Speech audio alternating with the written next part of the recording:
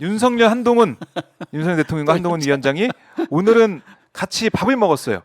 오찬을 함께 했는데 오늘 얘기를 하면서 지금 보도되는 내용을 보면 브리핑된 내용을 보면 민생에 대해서 얘기했다.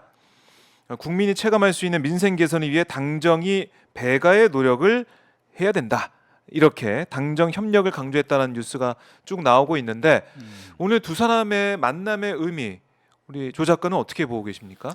예, 지난번에도 뭐 얘기했지만 저는 그 연장선으로 보는데 뭐 사실은 많은 사람이 그럴 거예요. 두 사람이 만나서 오늘 뭐 그런 뭐 정책적인 뭐 이런 메시지를 내놓는 것보다 둘의 관계 앞으로도 또 어떻게 되는 거지 이게 관심이 좀 많이 갈 텐데 예. 사실은 지난주에도 그래서 뭐 이 사실 진보 성향의 우리 오마이 TV조차도 그 문제에 대해서 엄청 관심을 가졌던 거 아니에요? 막 몇 번씩 그 주제로 다루고 할 정도로 이게 어쨌든 뭐 이제 한 사람은 대통령이고 한 사람은 집권 여당의 대표다 보니까 그런데 제가 이제 처음부터 얘기했지만 이거는 무슨 뭐 약속 대련 이렇게 보는 건 조금 억측이고 그간의 어떤 두 사람의 관계나 현재 상황으로 봤을 때 분명히 이제 권력을 두고 구체적으로 얘기하면 김건희 씨를 두고 충돌이 빚어진 건데 자 힘겨루기 양상이 분명히 벌어졌었어요. 그리고 네. 그것은 앞으로 계속 벌어질 이 권력 투쟁의 전초전이다. 제가 그렇게 말씀을 드렸고 그런데 일단 이번에는 봉합을 할 거다. 예. 왜? 서로 계속 그것을 어느 한쪽을 누르려고 또는 굴복시키려고 할 경우에 이게 자칫 지금 총선을 앞두고 둘 다 좋을 게 없고 또 정권을 위해서도 좋을 게 없기 때문에 일단은 봉합하는 모양새로 가고 한 발씩 물러나는 모양새.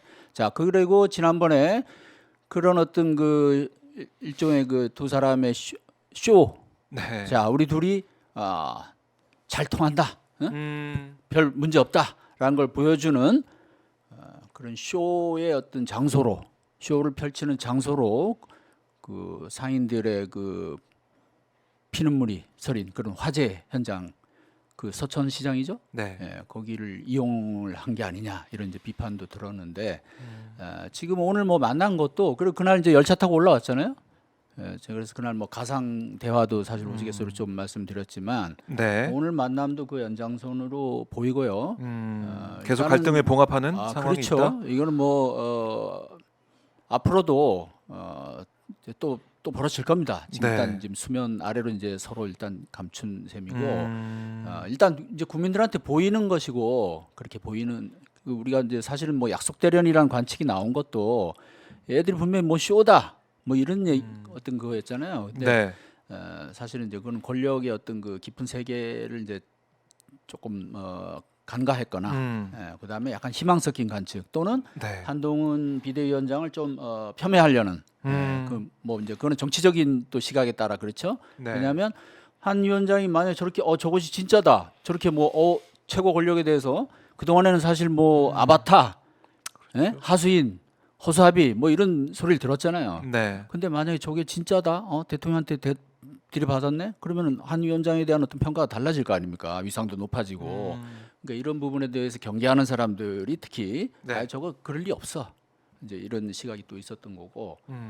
근데 말씀드렸다시피 이거는 이제 어느 정도 실전 상황이었고 그거를 갈등을 봉합하는 그렇죠. 그런 그래서 흐름이 있었다. 아니 그래서 이제 양쪽은 어쨌든 이제 이게 모든 게 김건희 씨를 둘러싼 사실은 일단 촉발이 그거잖아요. 그래서 오늘도 이제 어쨌든 봉합하는 모양새를 이제 계속 보이는 걸로 이렇게 생각이 됩니다. 네. 그래요. 근데 지난주에 저희가 뭐 현장을 보면서 말씀도 드렸지만 서천시장 방문해서 한동훈 위원장과 윤 대통령 만나는 그 상황, 그게 참 상징적으로 다가왔거든요. 보셨겠지만 사진으로 우리가 많이 몇 차례 봤습니다. 90도를 넘어선 100도 가까이 된다. 뭐 누구는 그렇게 얘기하던데 이른바 폴더 인사를 한동훈 위원장이 윤 대통령을 향해서 하고 한동훈 위원장이 어깨를 툭 치면서 그래 뭐 이렇게 얘기하는 모습. 저 화면에 나오네요. 네. 자 이게 어떻게 보면 상징적인 장면이고 이 사진 한 장 이후에 같이 뭐 기차도 타고 올라오고 오늘 같이 또 밥도 먹고 이렇게 좀 풀려가는 모양새를 보이고 있단 말이죠. 자, 저게 바로 이제 한동훈 비대위원장 입장에서는 대통령 체면을 좀 살려줘야 되는 상황이잖아요. 자기가 이제 김경률이라는 핵심 측근을 통해서 어떻게 보면 그 가장 아픈 부분을 건드렸잖아요. 김건희 명품백. 그렇죠. 네. 그다음 뭐 마리 앙뚜아네트 발언. 결정적으로 그 발언. 네. 근데 이 김경률이라는 사람이 이게 간단한 사람이 아니거든요. 네? 조국 사태 때도 엄청나게 검찰 편에 서가지고 그 언론에 대하고 네. 이 사람이 또 참여연대 출신이잖아요. 그렇죠. 그래서 그 갖는 또 그 발언의 무게가 또 남다른 부분이 있거든요. 그 다음에 저번에도 제가 말씀드렸지만 검찰의 그 삼성 관련 수사 때 이 사람이 꽤 좀 도움을 줬다고요. 네. 여러 가지 회계사잖아요. 그런 어떤 검찰과의 그런 인연도 있고 그 수사를 실질적으로 실무지휘한 사람이 한동훈 지금 위원장이기 때문에 그래서 이 두 사람 관계는 상당히 특별하고 그걸 또 윤석열 대통령도 어느 정도는 알고 있다. 그래서 지금 뭐 이래저래 주변에서는 김경률이 그러면 뭐 사퇴할 거다 뭐 분석을 내놨지만 지금 안 그렇잖아요. 그렇네요. 네, 그거는 그렇게 쉽게 지금 그렇게 할 수 있는 문제가 아니라는 거. 뭐 사퇴하면은 만날 거다 이렇게 했는데 그러니까 사퇴 얘기는 쏙 또 들어갔습니다. 그러니까 이건 어떻게 보면 한동훈 위원장이 저 90도 인사가 이게 사실은 이제 일반적인 어떤 우리가 사회생활 할 때 네. 저렇게 90도로 꺾어서 하는 인사가 흔치는 않죠. 저는 저런 인사를 한 번도 안 해본 것 같아요. 아니 본인은 당연히 안 해봤을 테고 구경은 해봤어요 혹시 주변에 그런 인사하는 구경이요? 사람 한동훈 빼고 아니요, 못 본 것 같은데. 별로 못 예, 봤죠. 예, 예. 전 사실 상당히 특별한 경우인데 특별한 경우다. 저 저런 자체가. 인사를 하는 게 대표적인 데가 네. 바로 조폭 조직이에요. 아, 영화에서는 우리가 많이 봤네요. 아니, 실제로도 그럽니다. 아, 실제로도? 저는 또 조폭 취재를 많이 해봤잖아요. 혹시 거기 그 예? 조직에 계셨던 건 아니에요? 조직에 조직에 있던 거 아니에요? 조직에 있었냐고. 예, 한때 그런 오해도 받았어요. 오해도 제가. 예, 근데 뭐 예, 그건 제가 농담을 아니고, 해봤습니다. 예. 예. 아니 조폭 복수들하고 이제 좀 한때 뭐 취재 때문에 꽤 알고 지내는데 자 그래서 이것은 물론 이거 뭐 자 저 장면만 놓고 조폭스럽다 뭐 이렇게 단정하기 좀 그렇긴 한데 저런 문화 자체가 일반적이지 않은 거잖아요. 뭐 존경과 신뢰가 여전하다. 응? 네. 윤 대통령에 대해서 그거하고 저렇게 굽혀서 인사하는 거는 또 별개고 그 다음에 지금 위치가 있잖아요. 각자의 위치가. 네. 자 이쪽은 대통령이 물론 총체적으로 최고 어떤 권력이지만 그죠? 여기는 또 당정 간의 관계를 보면 당의 대표라고. 아, 그렇죠. 그러면 저렇게 하면 안 되잖아요. 그러니까 당정이 수직 관계가 아니다라고 그렇죠. 계속 얘기를 하는데. 그런데 자 자기가 딱 일단 수직이네. 한번 네. 대통령 쪽을 곤란하게 했기 때문에 거기에 대한 어떤 미안함의 표시 그리고 저는 아직 대통령님에 대해서 그렇게 반항적으로 가지는 않습니다라는 걸 보여주는 표시인데 네.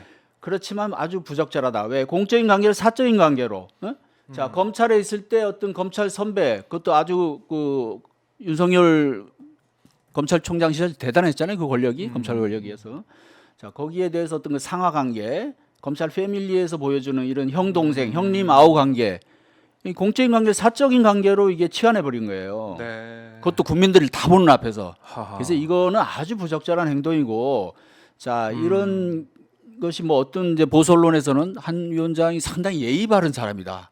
원래 저렇게 인사를 깍듯이 한다. 아, 자 뭐 문재인 대통령 부인 김정숙 여사한테도 뭐 저렇게 비슷하게 한번 꺾어서 했다. 그런 보도가 있었죠. 보도가 있었는데 네. 자 어떻게 보세요? 저렇게 꺾어서 하면 정말 존경해서 저럴까요? 글쎄요. 그렇게 별로 안 받아들여질 것 같은데. 아마 혹시나 그런 경우가 있을 수도 있어요. 사람에 네. 따라 또는 어떤 서비스직에 종사하는 사람들이 고객에 대해서 정말 깍듯하게 온 예의를 다 표시할 때, 표할 네. 때 몸으로 뭐 그렇게 할 수도 있는데 이 어떤 이런 정치적인 권력 관계에서 저렇게 한다는 것은 일단 쇼잉의 성격이 강하고 어허. 저것을 보고 과연 예의 바르다고 하는 게 상식적인 판단인가, 그죠? 저는 오히려 이런 것은 일종의 구밀복검에 가까울 수 있다. 자, 입에는 꿀을 바르고 배에는 칼을 품고 있는. 자, 근데 위장하는 거예요. 네. 그걸 상대방한테 물론 윤 대통령도 어느 정도는 알 거예요. 이 선수들끼리이기 때문에 검사 출신들이기 때문에 저자가 지금 나한테 완전히 깍듯이 굽혔지만 그 전에 했던 행동이 있잖아요. 네. 응? 가장 자기가 아픈 부분을 지금 건드렸잖아요. 아하. 그러면 이 친구가 이제 만만찮다. 응? 그걸 느끼고 있을 거예요. 그러니까 근데 어쨌든 그래도 비대위원장 입장에서는 최대한 그런 식으로 해서 일단은 대통령에게 내가 여전히 충성한다는 걸 보여주는 그런 표시지 이게 진정한 어떤 뭐 존경심이나 그런 건 아니다. 그런 거 아닐 것이다. 네, 이런 부분들은 이제 어떤 조폭 조직에서 보스에 대해서 조폭 조직들 경조사 같은데 가보면요 무슨 행사 큰 형님 뭐 중간 형님 나타날 때 그 밑에 그 일반 조직원들 있잖아요. 네.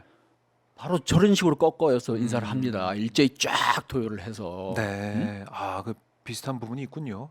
아니 그래서 지난번에 제가 그거는 저기랑 최진봉 교수, 최진봉 교수님이랑 얘기할 때 했었나? 그 조폭 조직과 검찰 조직의 어떤 그 유사성 그리고 그 조폭의 보스들이 항상 검찰에 대해서 그 불만을 터뜨린 부분. 네. 뭐 자기네나 우리나 속성이 비슷한데 그 물론 이제 그쪽 사람들의 주장이죠. 네. 사실은 그쪽은 뭐 워낙 뭐 나쁜 짓을 많이 하는 사람들이니까. 근데 어쨌든 검찰도 그런 어떤 그 합법적인 이 사실은 국가의 기본을 봐도 국가에 대해서 가장 합법적인 폭력 조직이라는 그런 학설도 있어요.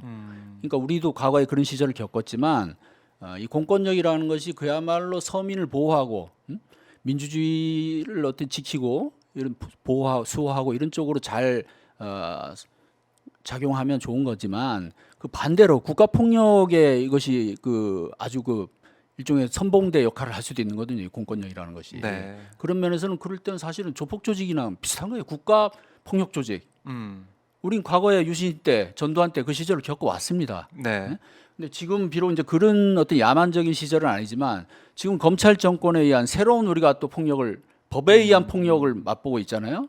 이런 면에서는 지금 어쨌든 검사 출신 두 사람이 각각 그 당정의 대표로서 저런 모습을 보였다는 거 상당히 저는 외국에서 저런 모습을 참 안 좋게 볼 것 같아요. 저 나라는 도대체 조직인가? 여당 대표가 저러고 있으니까. 뭐 양쪽 어떤 조직의 대표들인가? 두 조직 보스가 만나서 악수하는 것처럼 인사하는 것처럼 느껴진다. 이게 2017년에요. 네. 물 한 잔 드시고. 2017년 5월에 남부지검의 검사 한 사람이 그 상사 부장 검사한테 지속적으로 폭행을 당하다가 결국은 자살을 한 사건이 있었잖아요. 유명한 사건인데. 그래서 그 이후에 그해 11월에 보면 검찰에서도 이제 뭐 나름 그 조금 이제 뭐 왜냐하면 워낙 비난이 많이 쏟아지니까. 근데 우리 생각에는 그때도 그랬지만 지금도 그렇고 이해가 안 되잖아요. 아니 법을 다루는 사람들이 어떻게 그렇게 폭력을 노골적으로 행사하는데 그것이 상습적이고 아무도 거기에 제어도 못하고. 그러니까요. 예. 법에 호소하지도 않고. 그리고 또 여검사들에 대한 공공연한 성희롱, 성추행 이런 것들 노출된 것만 해도 몇 건씩 있잖아요. 네. 노출 안 된 건 더 많다고요. 내부에서 뭐 나오는 얘기를 들어보면. 서지영 검사가 미투 또. 이문정 검사도 뭐 몇 얘기를 했었고. 네. 그래서 자 그런 어떤 폭력적인 문화, 조폭스러운 문화 이런 것들을 이제 개선해 보겠다고 나름 대검찰청에서 그 권위주의 검찰 내 권위주의 문화 청산 개선 방안 뭐 이런 것까지 만들었어요. 그게 이제 대표적인 그런 거예요. 저런 식으로 막 과도한 인사, 그 다음에 그 뭐 이취임식 할 때 쭉 그 차 앞에 막 도열하잖아요. 다 뭐 총장님 뭐 출발하십니다. 오늘 또 뭐 도착하십니다. 뭐 이렇게 하고 뭐 그런 문화들. 그 다음에 행사장에서 기관장 들어오면 전부 일제히 다 기립해가지고 뭐 박수를 친다거나 이런 문화들. 그다음에 총장이 참석하는 뭐 검찰 내 공식 행사들 보면 제가 어떤 화면을 저도 그 영상을 본 게 기억이 나는데 여검사들이 무대에서 뭐 무슨 그 유치원 학예하듯이 막 재롱을 피우고 이런 우리 총장님 하면서 물론 지금은 아마 그런 문화들이 많이 없어졌을 거예요. 그래서 이런 것들 어떤 관통하는 것들은 우리 검찰에서 부끄러운 문화였고 조폭들이 우리하고 비슷한 행태를 보인다라고 지적을 해도 사실 조금 할 말이 없게 만드는 그런 어떤 조폭 문화, 야만스러운 문화 이런 것들이 지금 많이 이제 개선이 됐을 겁니다. 됐음에도 지금도 사실은 이게 검사 동일체 원칙이라는 게 여전히 살아 있어가지고 이게 공식적으로는 사실은 이제 그런 표현은 사라졌어요. 근데 현실적으로는 여전히 거기에 매여 있거든요. 그 아시다시피 노무현 정부 때 검사 동일체라는 거를 이제 아예 그 조항을 없애버렸어요. 강금실 장관이 이제 들어서 가지고. 네. 근데 이 조항이 여전히 위력을 발휘하고 있고 검사들은 일단 검찰청법에도 이게 왜 검사들이 이렇게 상관에 대해서 절절매느냐. 자, 우리 일반 국민들은 피의자 취급을 당하잖아요, 보통. 또는 잠정적인 피의자 사건에 연루가 안 돼도. 네. 그러니까 일반 국민은 피의자들에게 검사는 뭐 생사여탈권을 진 엄청난 권력자라고. 응?